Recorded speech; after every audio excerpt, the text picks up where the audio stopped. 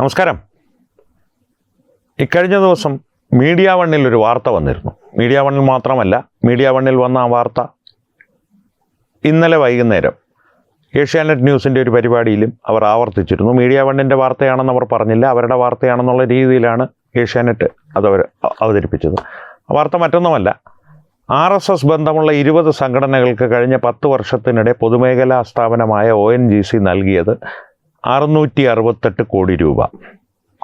ഇത് ഈ വിവരം പുറത്തു കൊണ്ടുവരുന്നത്, അതായത് ഈ ഇത്രയും വലിയ ഒരു കണ്ടുപിടുത്തം പുറത്തു കൊണ്ടുവന്നത് മീഡിയ വണ്ണല്ല, ന്യൂസ് മിനിറ്റ് എന്നൊരു ഓൺലൈൻ മാധ്യമമുണ്ട്. ധന്യ രാജേന്ദ്രനൊക്കെയുള്ള ജോർജ് സോറോസിൻ്റെ ഫണ്ടും മറ്റുമൊക്കെ കൊണ്ടാണ് പ്രവർത്തിക്കുന്നതെന്ന് ആരോപണം നേരിടുന്ന ഒരു മാധ്യമമാണ്.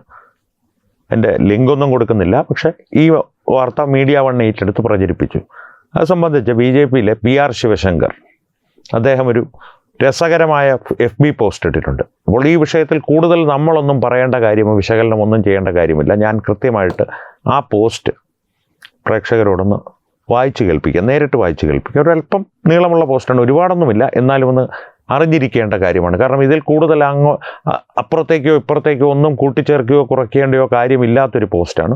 എന്നാൽ രസകരമായ രീതിയിൽ ഒരു ഗ്രാമ്യമായ ഭാഷ ഇടയ്ക്കിടെ ഉപയോഗിച്ച് അവതരിപ്പിച്ചിരിക്കുന്ന ഒരു പോസ്റ്റാണ്. അദ്ദേഹത്തിൻ്റെ പോസ്റ്റ് തുടങ്ങുന്നത് ഇങ്ങനെയാണ്: മീഡിയ വണ്ണിൻ്റെ ഈ വാർത്ത പറ്റാവുന്നത്ര ഷെയർ ചെയ്യണം. RSS ബന്ധമുള്ള 20 സംഘടനകൾക്ക് കഴിഞ്ഞ 10 വർഷത്തിനിടെ പൊതുമേഖലാ സ്ഥാപനമായ ONGC നൽകിയത് 668 കോടി രൂപ. ദ ന്യൂസ് മിനിറ്റ് നടത്തിയ അന്വേഷണത്തിലാണ് ഞെട്ടിക്കുന്ന വിവരങ്ങൾ പുറത്തു വന്നത്. നിങ്ങൾ ഞെട്ടിയില്ലേ?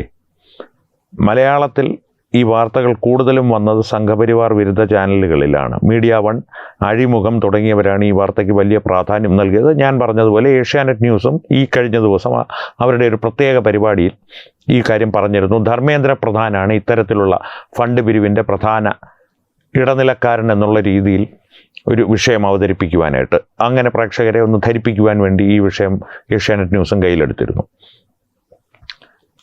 പോസ്റ്റ് തുടരുകയാണ്: നിങ്ങൾ കണ്ടില്ലേ ഈ വാർത്ത? കാണണം, പറ്റാവുന്നത്ര ഷെയർ ചെയ്യണം ഈ മീഡിയ വണ്ണിൻ്റെ വാർത്ത. അതും ഒരു സംഘപ്രവർത്തനമാണ്. സത്യമാണ്. അതിൻ്റെ കാര്യങ്ങൾ അദ്ദേഹം പിന്നീട് പറയുന്നുണ്ട്. വാർത്ത രത്ന ചുരുക്കം ഇങ്ങനെയാണ്: 2015 മുതൽ, അതായത് മോദി ഭരണം കേന്ദ്രത്തിൽ വന്നത് മുതൽ 2025 ഒന്നാം പാദം വരെയുള്ള കാലഘട്ടത്തിൽ പൊതുമേഖലാ സ്ഥാപനമായ ONGC വിവിധ പദ്ധതികൾക്കായി ആകെ 4531 കോടി രൂപയാണ് CSR ഫണ്ടിൽ നിന്ന് ചിലവഴിച്ചത്. ഇതിൽ 14.7%, അതായത് 668.01 കോടി രൂപ പോയതും RSS ബന്ധമുള്ള 20 സംഘടനകൾക്കാണ്. വെസ്റ്റേൺ ഓസ്ട്രേലിയ സർവകലാശാലയിലെ political science lecturer doctor Felix പാൽ തയ്യാറാക്കിയ സീയിങ് ദി സംഘ് എന്ന പുസ്തകത്തിലെ ആഗോള ഡേറ്റാബേസ് അടിസ്ഥാനമാക്കി ദ ന്യൂസ് മിനിറ്റ് സംഘടനകളുടെ സംഘപരിവാർ ബന്ധം ആസ്ഥാനമാക്കിയാണ് ദ ന്യൂസ് മിനിറ്റ് സംഘടനകളുടെ സംഘപരിവാർ ബന്ധം സ്ഥിരീകരിച്ചത്. ഈ 20 സംഘടനകളിൽ 9 നേരിട്ട് RSSൻ്റെ കീഴിലുള്ളതും മറ്റുള്ളവ RSS നേതാക്കൾ നടത്തുന്നതോ അവരുമായി അടുത്ത ബന്ധമുള്ളതോ ആയ ട്രസ്റ്റുകളാണ്. ഇതിൽ തന്നെ പ്രധാന ഗുണഭോക്താക്കൾ അസമിലുള്ള സ്വർഗദേവ് സിയുക ഹോസ്പിറ്റലും നാഗ്പൂരിലുള്ള doctor Abaji ടാറ്റെ Sewa our Anusandhan സംസ്ഥ എന്ന ട്രസ്റ്റുമാണ്. കൂടാതെ വിദ്യാഭ്യാസം, യോഗ, സന്നദ്ധ സേവനം എന്നീ മേഖലകളിൽ പ്രവർത്തിക്കുന്ന മറ്റ് നിരവധി സംഘപരിവാർ സംഘടനകൾക്ക് ലഭിച്ചത് കോടികൾ. അവയിൽ ചിലത് സേവാഭാരതി, വ്യാസ യോഗ യൂണിവേഴ്സിറ്റി, വിദ്യാഭാരതിക്ക് കീഴിലുള്ള സ്കൂളുകൾ എന്നിവയാണ്. ഇതാണ് ആ വാർത്തയുടെ രത്ന ചുരുക്കം. അത് കഴിഞ്ഞ് ശ്രീ PR ശിവശങ്കർ ചോദിക്കുന്നൊരു ചോദ്യമുണ്ട് ഗ്രാമ്യമായിട്ട്: അതിന് ഇങ്ങനെയൊക്കെ ലഭിച്ചോ, അതിനെന്താ കുഴപ്പം? പിന്നീട് അദ്ദേഹത്തിൻ്റെ ഇതിൻ്റെ ഒരു വിശദീകരണമോ വിശകലനമോ എന്നുള്ള രീതിയിലാണ് പോസ്റ്റ് തുടരുന്നത്. അതും ിലേക്ക് നമുക്കൊന്ന് കണ്ണോടിക്കാം. ഇതിൽ നിന്ന് നിങ്ങൾക്ക് എന്താണ് മനസ്സിലായത്? എനിക്ക് മനസ്സിലായത് താഴെ പറയുന്ന കാര്യങ്ങളാണ്. കഴിഞ്ഞ 10 വർഷങ്ങൾ കൊണ്ട് ഭരണത്തിൻ്റെ പിന്തുണയുണ്ടായിട്ടും ONGCയുടെ ബോർഡിൽ അതിശക്തമായ സ്വാധീനമുണ്ടായിട്ടും സേവാഭാരതി പോലുള്ള എല്ലാ സംസ്ഥാനങ്ങളിലും സജീവ സാന്നിധ്യമുള്ള സേവാ സംഘടനകൾ ഉണ്ടായിട്ട് പോലും സംഘപരിവാർ സംഘടനകൾക്ക് 15% താഴെ മാത്രമാണ് CSR ഫണ്ട് ലഭിച്ചിട്ടുള്ളത് ONGCയിൽ നിന്ന്. അതൊന്നാമത്തെ കാര്യം. ലോകത്തെ തന്നെ ഏറ്റവും വലിയ രാഷ്ട്രീയ സംഘടന, തൊഴിലാളി സംഘടന, വിദ്യാർത്ഥി സംഘടന, സേവാ സംഘടന എന്നിവയൊക്കെ ഉണ്ടായിട്ടും CSR ഫണ്ടിൽ നിന്ന് വെറും 15% മാത്രം ലഭിച്ചു എന്നത് ഇത്തരം പൊതുമേഖലാ സ്ഥാപനങ്ങളുടെ ബോർഡ് മെമ്പർമാർ ഊർജ്ജസ്വലതയോടെ ഇടപെടുന്നില്ല എന്നോ സേവനത്തിനും സാമൂഹ്യ സുരക്ഷയ്ക്കും വേണ്ടിയുള്ള പദ്ധതികൾ കൂടുതൽ കാര്യക്ഷമമായി സംഘം ഇനിയെങ്കിലും നോക്കണമെന്നുമുള്ള സൂചനയാണ് മീഡിയ വണ്ണും ദ ന്യൂസ് മിനിറ്റും നൽകുന്നത്. ഇത് പരോക്ഷമായെങ്കിലും അമിത് മാളവി അടക്കമുള്ള BJP നേതാക്കൾ പറഞ്ഞുവിടുന്ന രീതിയിൽ പണിയെടുക്കുന്നില്ല എന്നാണ് ദ ന്യൂസ് മിനിറ്റും മീഡിയ വണ്ണും സൂചിപ്പിക്കുന്നത്. സംഘ നേതൃത്വം ഇത് കണ്ടില്ലെന്ന് നടിക്കരുത്. അദ്ദേഹം ഒരു ഹാസ്യാത്മകമായിട്ടാണ് അത് പറഞ്ഞിരിക്കുന്നത്. ആരാണ് സ്വർഗദേവ്? ആദ്യം പറഞ്ഞിരുന്നല്ലോ സ്വർഗദേവ് CU കാഫ ഹോസ്പിറ്റലിനെ കുറിച്ച്. PR ശിവശങ്കർ പറയുന്നത് അസാമിലുള്ള സ്വർഗദേവ് CU കാഫ ഹോസ്പിറ്റലിനെ കുറിച്ച് എനിക്കൊരു ചുക്കും അറിയില്ലായിരുന്നു ഇന്നലെ വരെ. ആരാണ് സ്വർഗദേവ് എന്നും അറിയില്ലായിരുന്നു. ഇത് പറഞ്ഞാൽ വ്യക്താവ് സ്ഥാനത്ത് നിന്നെങ്ങാനും മാറ്റുമോ ആകുമോ? അദ്ദേഹം BJPയുടെ ഔദ്യോഗിക വക്താവ് കൂടിയാണ്. അത് പ്രേക്ഷകർക്ക് അറിയാമെന്ന് കരുതുന്നു, അല്ലെങ്കിൽ അറിഞ്ഞിരിക്കുക. PR ശിവശങ്കർ BJPയുടെ സംസ്ഥാനത്തിലെ ഔദ്യോഗിക വക്താവ് കൂടിയാണ്. സ്വർഗദേവ് അസമിലെ അഹോം രാജപരമ്പരയിലെ മഹാനായ രാജാക്കന്മാരുടെ പേരാണ്. അതിന് അദ്ദേഹം വേണ്ടി ചോദിക്കുന്നുണ്ട്. സ്വർഗദേവ് എന്ന രാജാവിൻ്റെ പേരല്ല, രാജവംശത്തിൻ്റെ സ്ഥാനപ്പേരാണ്. ആ രാജവംശത്തെ എന്നല്ല ഒരു രാജവംശത്തെയും നമ്മൾ അംഗീകരിക്കില്ല. പ്രത്യേകിച്ച് മുഗൾ ചക്രവർത്തിമാരെ യുദ്ധത്തിൽ പലതവണ തോൽപ്പിച്ച് സഹിക്കില്ല. 17 തവണയാണ് തടഞ്ഞത് ക്രൂരതയ്ക്ക് പേര് കേട്ട മുഗളപ്പടയെ. ഇതിൽ 2 സമ്പൂർണ്ണമായും തകർത്ത് കളഞ്ഞു ഈ പോരാളികൾ. ആ പേരുകൾ നാം മറക്കണം. മീഡിയ വണ്ണിൻ്റെയും ന്യൂസ് മിനിറ്റിൻ്റെയും ഒക്കെ ഒരു മനോഭാവത്തെക്കുറിച്ചാണ് അദ്ദേഹം പരിഹസിക്കുന്നത് ഇവിടെ. ആ പേരുകൾ നാം മറക്കണം. നമ്മുടെ പുതുതലമുറ പഠിക്കരുത്. നമ്മൾക്ക് മുഗളൻ്റെ ഭരണം, പറങ്കികളുടെ കപ്പലോട്ട വീരചരിത്രം എല്ലാം പഠിക്കാം. നമുക്ക് ഹുമയൂൺ പൂരും ഷാജഹാൻ പൂരും ആകാം. അക്ബർ റോഡും ഷാജഹാൻ റോഡും പേരും ആഹാ എത്ര നല്ല പേരുകൾ, അതും ആകാം എത്ര നല്ല പേരുകൾ എന്നുള്ള രീതിയിൽ. ഏതാനും 600 വർഷം നാട് ഭരിച്ച മുഗളന്മാരെ തടഞ്ഞു നിർത്തി ബ്രിട്ടീഷ് അധിനിവേശത്തിനെതിരെ പോരാടിയ ആ ചരിത്രത്തെ എന്തിനു നമ്മൾ അടുത്ത തലമുറയെ ഓർമ്മിപ്പിക്കണം? നമുക്ക് അലക്സാണ്ടർ ദ ഗ്രേറ്റ് എന്നും അല്ലെങ്കിൽ നോളൻ്റെ സിനിമ കണ്ട ഹാങ് ഓവറിൽ ഒഡീസസിനെ കുറിച്ചും ട്രോയ് യുദ്ധത്തെക്കുറിച്ചും ട്രോജൻ കുതിരതന്ത്രത്തെക്കുറിച്ചും പഠിക്കാം. പറങ്കികൾ തല്ലിക്കൊന്ന മുത്തച്ഛന്മാരെ മറന്ന്, പീഡിപ്പിച്ച മുത്തശ്ശിമാരെ, അമ്മ പെങ്ങന്മാരെ മറന്ന് നമുക്ക് പോർച്ചുഗലിന് കൈയടിക്കാം. ഫുട്ബോളിനെ കുറിച്ചാണ് അദ്ദേഹം പരാമർശിക്കുന്നതെന്ന് തോന്നുന്നു. റൊണാൾഡോയ്ക്ക് ജയ് വിളിക്കാം. തീർച്ചയായിട്ടും ഫുട്ബോളിനെ കുറിച്ച് തന്നെയാണ് പരാമർശിക്കുന്നത്. അതല്ലേ മതേതരത്വം, അതല്ലേ ഹ്യൂമനിസം. ഇവരെയെല്ലാം ഒഴിവാക്കി കോൺഗ്രസ് സർക്കാർ ഒളിപ്പിച്ചു വെച്ച ഒരു ചരിത്രത്തെ, രാജ്യത്തിൻ്റെ വീരപുരുഷന്മാരെ ആരാധിക്കുന്നത്, അവർക്ക് സ്മാരകങ്ങൾ പണിയുന്നത് ഒട്ടും നല്ലതല്ല. പ്രത്യേകിച്ച് ആശുപത്രികൾ. പോരാത്തതിന് അവയൊക്കെ CSR ഫണ്ടും. മീഡിയ വണ്ണിൻ്റെയും ന്യൂസ് മിനിറ്റിൻ്റെയും ഒരു മനോഭാവത്തെക്കുറിച്ച് തന്നെയാണ് അദ്ദേഹത്തിൻ്റെ പോസ്റ്റ് തുടരുന്നത്. സംഘപരിവാരമേ, ഇതൊന്നും അംഗീകരിക്കാൻ പറ്റില്ല, അത്ര തന്നെ. അസാമിലുള്ള സ്വർഗദേവ് CU കാഫ ഹോസ്പിറ്റൽ ഉടൻ അടച്ചുപൂട്ടുക. ഫാസിസം തുലയട്ടെ, മതേതരത്വം പുലരട്ടെ.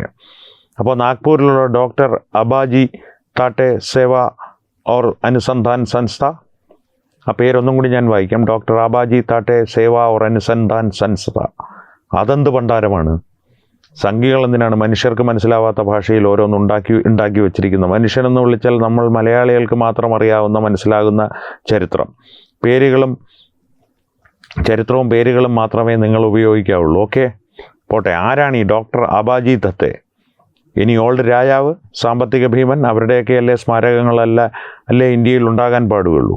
ഡോക്ടർ വാസുദേവ് കേശവ് ദത്തെ എന്നാണ് യഥാർത്ഥ പേരെങ്കിലും ആബാജി ദത്തെ എന്ന പേരിലാണ് അദ്ദേഹം അറിയപ്പെട്ടത്. സംഘത്തിൻ്റെ 2ാമത്തെ സർസംഘചാലകനായിരുന്ന MS ഗോൾവാർക്കറുടെ, ശ്രീ ഗുരുജിയുടെ വ്യക്തിഗത സെക്രട്ടറിയായി, പേഴ്സണൽ സെക്രട്ടറിയായി അദ്ദേഹം ദീർഘകാലം സേവനമനുഷ്ഠിച്ചു. ലാളിത്യവും കഠിനാധ്വാനവും സംഘടനയോടുള്ള അചഞ്ചലമായ ഭക്തിയുമായിരുന്നു അദ്ദേഹത്തിൻ്റെ സവിശേഷത.